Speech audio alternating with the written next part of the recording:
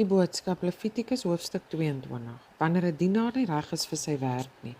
Die Here het ook nog verder vir Moses gesê om vir Aaron en sy seuns te waarsku om die offers wat die Israeliete vir die Here bring met groot versigtigheid te hanteer.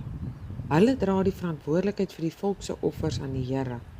Hulle moenie deur die manier waarop hulle optree die naam van die Here gaan sleg maak nie. Ek is tog die Here. Moses moes vir hulle sê, enige een onder julle of julle kinders wat met die offers werk wat die Israeliete vir die Here bring, terwyl hy nie reg is daarvoor nie, sal uit sy werk weggevat word. As iemand uit Aaron se familie 'n aansteeklike velsiekte het of 'n afskeiding het, mag hy nie van die offers eet voor hy gesond geword het nie. 'n Dienaar is nie reg vir sy werk as hy aan 'n dooie ding gevat het nie. Hy is ook nie reg as hy saad gestort het of geraak het aan enige kruipende insek wat hom kan besoedel nie. Wanneer hy aan 'n ander mens gevat het en sy onreinheid op hom oorgedra het, is hy ook nie reg nie. Hy moet vir die res van die dag wegbly van die Here se tent af. Hy mag in daardie tyd ook nie van die offers eet nie. Nadat hy homself gewas het en in die son ondergegaan het, is hy egter weer reg vir sy werk. Hy mag dan weer van die offers eet, omdat dit die enigste kos is vir die dienaars. Die dienaars moenie 'n dier eet wat van self gevrek het of wat deur ander diere verskeer is nie. Dit maak dat hy nie reg is om sy werk te doen nie. Ek is die Here. Die dienaars moet doen soos die Here sê. Hulle moet nie die Here se opdragte belaglik maak nie. Hulle sal sterf as hulle die gewyde gawes ontwy. Ek is die Here wat hulle aan my diens toegewy het. Wie saam aan die offer mag eet en wie nie. Iemand wat nie by die Here se tent werk nie, mag nie van die offers eet nie. Iemand wat by hom in sy huis woon en iemand wat vir hom werk, mag ook nie daarvan eet nie. Die slawe wat hy vir homself gekoop het en die wat in sy huis gebore is, mag wel saam met hom sy deel van die offer eet. As sy dogter met iemand trou wat nie ook by die tent werk nie, mag sy nie langer saam eet aan sy deel van die offers nie.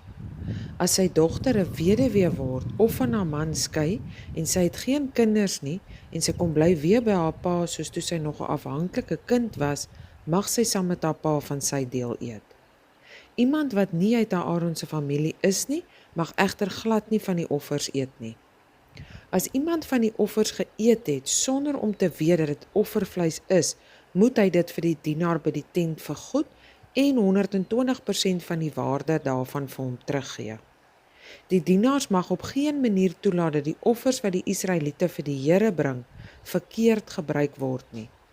As hulle ander mense toelaat om daarvan te eet, sal ek hulle daarvoor verantwoordelik hou. Ek, die Here, het die dienaars myne alleen gemaak. Offers wat reg is vir die Here.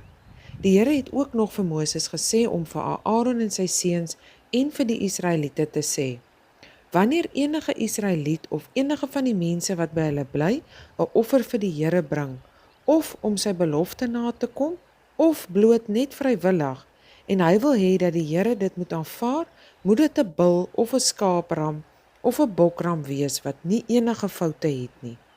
Julle moenie 'n dier bring wat iets makeer nie, want die Here sal dit nie aanvaar nie. As iemand 'n offer vir die Here bring om sy beloftes na te kom, of gewoon net om sy goeie gesindheid vir die Here te wys, moet dit 'n gesonde dier uit die beeste of die kleinvee wees. As 'n dier iets makeer, gaan dit beslis nie vir die Here reg wees nie.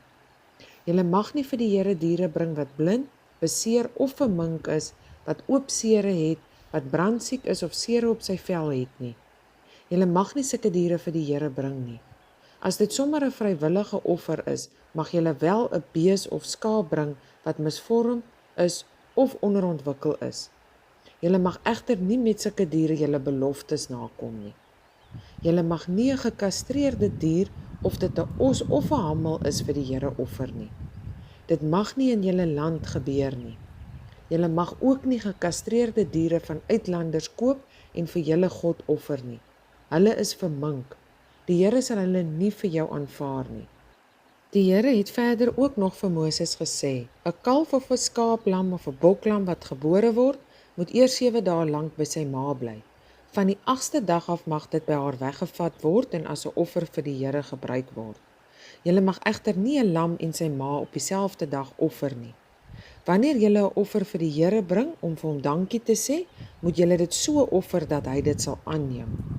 Julle moet julle deel van die offer nog op dieselfde dag opeet. Julle mag niks daarvan laat oorbly tot die volgende dag nie. Ek is die Here, doen soos ek vir julle sê en leef soos ek van julle vra. Ek is die Here, moenie my hoë naam belaster nie. Die Israeliete moet onthou dat ek die enigste God is. Ek is die Here, ek het julle vir my afgesonder. Ek het julle uit Egipte gebring om julle God te wees. Ek is die Here.